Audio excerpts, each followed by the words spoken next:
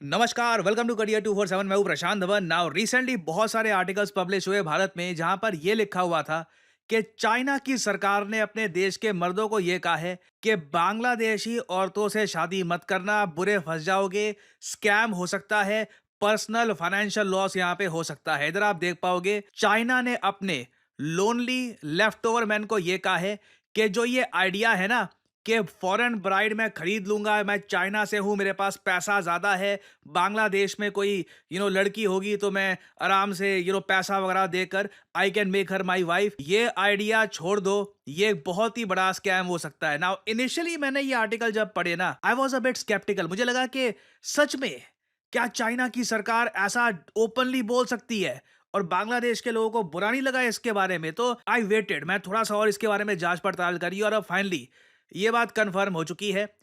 इधर आप देख पाओगे ग्लोबल टाइम्स का आपको आर्टिकल दिखा रहा हूं। ग्लोबल टाइम्स, जैसे आप लोग जानते हैं, चाइनीज स्टेट एफिलेटेड मीडिया है।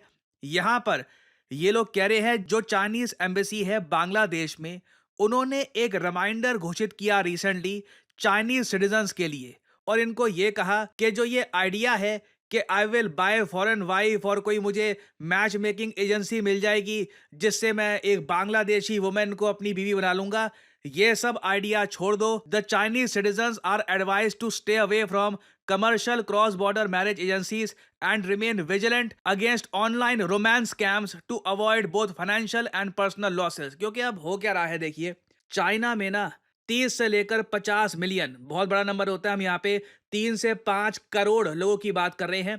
इतने मर्द हैं चाइना में जिनके पास शादी करने के लिए फीमेल्स है नहीं इन चाइना। क्योंकि चाइना में आप अगर देखो जो सेक्स रेशियो है इतना ज्यादा खराब हो चुका है कि आज के समय चाइना में सरप्लस है 3 से 4 करोड़ मर्दों का। ये लोग लोनली हैं चाइना में, इनको सिंस शादी नहीं हो पा रही इन लोगों की, ये बाहर बांग्लादेश, नेपाल, पाकिस्तान यहाँ पर ढूंढ रहे हैं कहीं पर कि इनको कुछ शादी का कुछ अवसर मिल जाए।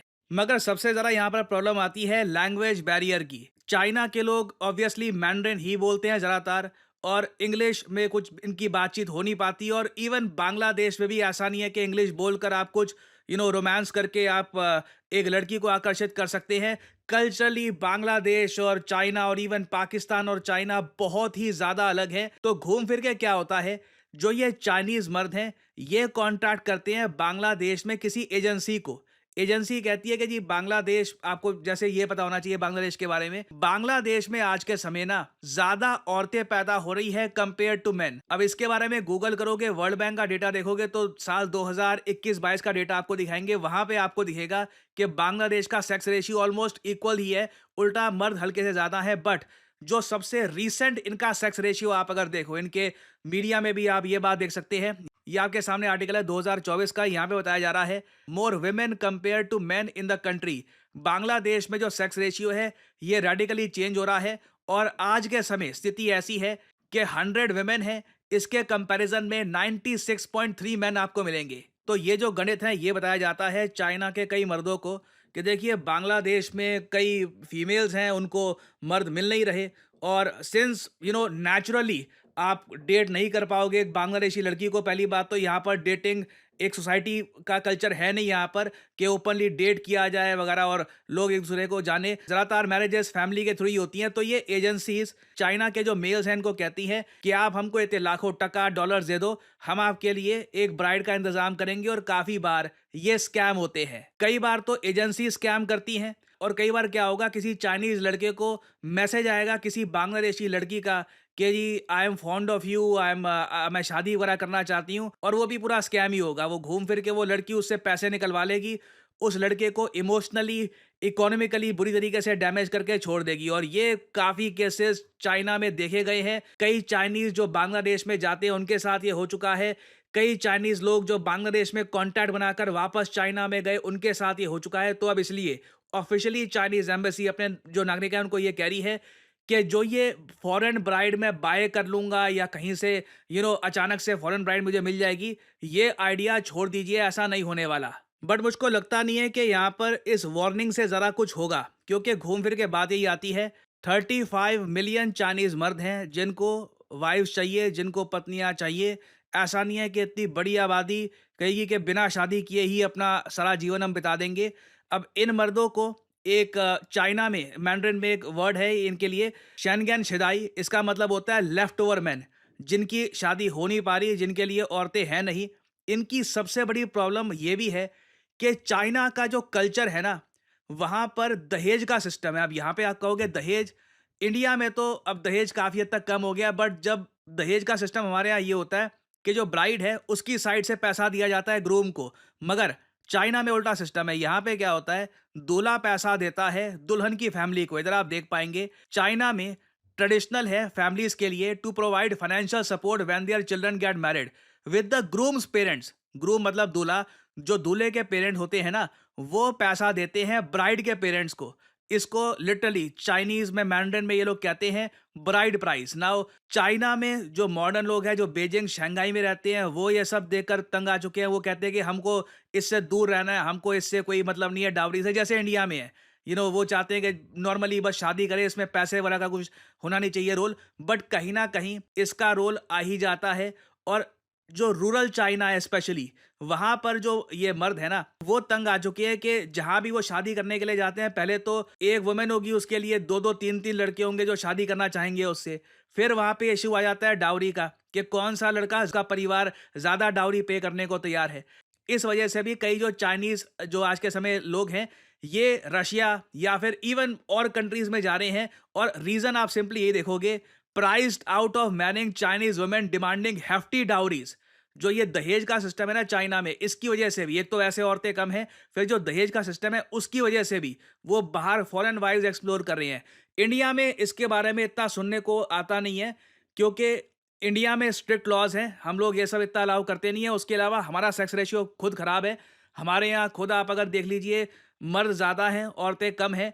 तो चाइनीज़ जो मेल है, उनको पता है इंडिया में वैसे ही कंपटीशन बहुत ज़्यादा है, तो चांसेस कम ही है उनके यहाँ पे कुछ इनको सक्सेस हासिल होगी भी नहीं। बट पाकिस्तान में देखिए इनको काफ़ी सक्सेस हासिल हुई है। आप अगर अल जज़ीरा के आर्टिकल्स देखें 2019-20 के आसपास के, अब अल जज़ीरा ने इस पर रिपोर्टिंग कम कर दिया। आई थिंक पाकिस्तान की तरफ से रिक्वेस्ट आई है कि ऐसे आर्टिकल्स कम छापा करो। बट 2019 के आसपास अल जज़ीरा ने बहुत सारे ऐसे आर्टिकल छापे थे कि more than 600 Pakistani girls sold as brides to China. Pakistan से बहुत सारी लड़कियां गई हैं चाइना में, और ये एजेंसी जो हैं ये इसी तरीके से मतलब ऑलमोस्ट सेल कर देती हैं लड़कियां। जो ग्रूम है ये पैसा पे कर देता है 1 करोड़ के आसपास, एजेंसी खुद अपने पास रख लेती है 30 लाख के आसपास। बाकी जो पैसा है वो चला जाता है फैमिली के पास। जो ब्राइड है वो पहुंच जाती है चाइना में। और काफ़ी बार ये जो मैरिजेज हैं वैसे लास्ट करती नहीं है कल्चरल प्रॉब्लम की वजह से, बट वो अलग बात है। बट एटलीस्ट यहाँ पर जो चाइना के लोग हैं उनको दिख रहा है कि पोटेंशियल है। पाकिस्तान, बांग्लादेश, ये 2 कंट्रीज हैं, यहाँ पर एक पूरी इंडस्ट्री चल रही है आज के समय चाइनीज ग्रूम्स और पाकिस्तानी या बांग्लादेशी ब्राइड्स की। और वैसे आप लोग अगर मुझसे पूछे ना, ये देखकर दुख लगता है कि चाइना की सरकार अपने ग्रूम्स को तो कह रही है कि ध्यान रखना, स्कैम मत हो जाना। दूसरी तरफ ना, अब तक मैंने पाकिस्तानी गवर्नमेंट या फिर बांग्लादेशी गवर्नमेंट को ये बोलते नहीं देखा कि जो ये चाइना के आते हैं ना, जो ये लड़के के जी हमको शादी करनी है, बच के रहना, कई आपको स्कैम कर सकते हैं। मुझे याद है न्यूयॉर्क टाइम्स ने इस पर एक आर्टिकल पब्लिश किया था। She thought शीड married a rich Chinese farmer, she hadn't. इस लड़की को लगा कि उसने एक अमीर से चाइनीज किसान से शादी कर ली है, मगर रियलिटी कुछ और थी। इधर आप देख पाओगे ये रबिया कनवाल के जो पेरेंट्स थे, इनको लगा कि एक अमीर चाइनीज मुसलमान आया है, उसको अपनी बेटी ये दे रहे हैं। बाद में पता लगा ना मुसलमान था ना अमीर था। तो काफ़ी बहुत ह्यूज स्केल पर स्कैम्स हो रहे हैं, जिसमें काफ़ी बार इनोसेंट लड़कियां, इनोसेंट लड़के दोनों काफ़ी सफ़र करते हैं, और असल में जो पैसा कमा रही है एजेंसीज कमा रही है। So an incredible thing is happening. और अब चाइनीज गवर्नमेंट को एम्बेसीज के थ्रू इसके रिगार्डिंग वार्निंग इशू करनी पड़ रही है। तो आने वाले समय में देखिए, जैसे जैसे चाइना का सेक्स रेशियो और गिरता जाएगा, इनकी पॉपुलेशन और गिरती जाएगी ना, और साथ ही साथ पर कैपिटा इनकम यहाँ पर बढ़ती जाएगी, आप ये ऐसे इंसिडेंसेस और ज़रा देखेंगे। और लग रहा है कि चाइनीज़ गवर्नमेंट एक टाइम पे आकर कुछ लॉ लेकर आएगी, या फिर कुछ स्ट्रिक्ट मेजर्स यहाँ पे यूज़ किए जाएंगे, ताकि चाइना के जो ये भोले भाले गोलू मोलू जो ये इनके ग्रूम्स हैं, ये स्कैम्स में ना फंसें। तो इससे रिलेटेड कुछ अभी डेवलपमेंट्स होंगी, बहुत सी अपडेट्स आएंगी, मोस्ट प्रोबब्ली उस पर वीडियो नहीं बनाऊंगा। देखिए, मेरा मानना है अगर आज के समय आप आर्टिफिशियल इंटेलिजेंस का इस्तेमाल नहीं कर रहे काम में, तो आप किसी और ही युग में जी रहे हैं, क्योंकि एआई की मदद से आप बहुत सारी जॉब्स कर सकते हैं, आप बहुत सारा पैसा कमा सकते हैं, अपने आप को अपस्किल कर सकते हैं। फॉर एग्जाम्पल, अगर मान लीजिए मैं दिखाना चाहता हूँ कि कैप्टन अमेरिका ये मुंबई के किसी बिजी स्ट्रीट में वड़ा पाव खा रहा है और उसके ऊपर एक बहुत ही अट्रैक्टिव टेक्स्ट में लिखा है यमी, तो मैं आसानी से कर सकता हूं सही प्रॉम्प्ट डालकर। और इधर आप लोग देख सकते हैं, it was just that easy. इसके बहुत सारे वेरिएंट आप बना सकते हैं। अगर मैं चाहूं कि इस इमेज को मैं मूव करवाना चाहूं, तो इस तरीके से, जैसे कि अपनी स्क्रीन पे आप देख पा रहे हैं, मैं बहुत सारे जनरेटिव एआई सॉफ्टवेयर की मदद से इस इमेज को मूव करवा सकता हूं, एक स्टोरी क्रिएट कर सकता हूं। I can pretty much do anything. और ये सिर्फ एक छोटा सा, एक बहुत ज़्यादा छोटा सा एस्पेक्ट है जनरेटिव एआई का। जनरेटिव एआई की मदद से आप किताबें लिख सकते हैं, आप पर्सनालिटीज क्रिएट कर सकते हैं। You can pretty much do anything you want. और अगर आपने सही जगह से जनरेटिव एआई का कोर्स कर लिया, तो मैं आपको बता दूं, आप एक प्रॉम्प्ट इंजीनियर के रूप में नौकरी कर सकते हैं। जी हाँ, प्रॉम्प्ट इंजीनियर। कई लोगों को पता ही नहीं है कि ये नौकरी एग्जिस्ट भी करती है। कई लोग आराम से साल का 4 लाख से लेकर 6 साढ़े 6 लाख, जी हाँ, जो रियलिस्टिक सैलरी होगी वही मैं आपको बताऊंगा। कई लोग होंगे जो आज के समय कहते हैं कि जी हमारा कोर्स कर लो, फिर 25 30 50 लाख वगैरह। जो रियलिस्टिक चीज़ होगी वही मैं आपको बताऊंगा। प्रॉम्प्ट इंजीनियर को गूगल कर लीजिएगा, प्रॉम्प्ट इंजीनियर जॉब्स, आराम से 4 लाख से लेकर साढ़े 6 के आसपास सैलरी होती है उसकी। और डिपेंड करता है आपके एक्सपीरियंस पे। And you can start your career. आप खुद का एआई स्टार्टअप कर सकते हैं, आप कंटेंट क्रिएटर बन सकते हैं। आप लोगों ने मुझको देखा है, मैं कंटेंट क्रिएशन में एआई का कितना इस्तेमाल करता हूं, आप सबको पता है। तो अगर आप जनरेटिव एआई को प्रोफेशनल तरीके से सीखना चाहते हैं, लाइव क्लासेस से, कि जहां पे आपके सामने टीचर हो, आप टीचर से सवाल पूछ पाओ कि जी ये प्रॉम्प्ट ऐसे क्यों डाला है, ये प्रॉम्प्ट में ये चीज़ अगर मैं ऐड करूं तो रिजल्ट ऐसे क्यों आता है, ये सब चीज़ें आप समझना चाहते हैं, तो करियर 247 का जनरेटिव एआई कोर्स हमने कर दिया है लॉन्च। आपको सिंपली क्या करना है, वीडियो के कमेंट सेक्शन में जाइए, यहाँ पे आपको लिंक मिल जाएगा, our generative AI for all. Now ध्यान दीजिएगा, इस कोर्स का नाम हमने स्पेसिफिकली रखा है जनरेटिव एआई फॉर ऑल। आप एक बिगिनर हैं, आपकी अभी तक नौकरी लगी नहीं है, आप नौकरी कहीं पर कर रहे हैं, खुद को अपस्किल करना चाहते हैं, कंटेंट क्रिएटर हैं, बेसिकली आप किसी भी स्टडी में आते हैं, तो करियर 247 का जो ये जेन एआई फॉर ऑल है, ये आपको काफ़ी हद तक हेल्प करेगा। और इस पूरे प्रोग्राम के एंड में ना, खुद का एआई स्टार्टअप आप कैसे बना सकते हैं, उसका प्रोजेक्ट भी साथ ही साथ किया जाएगा।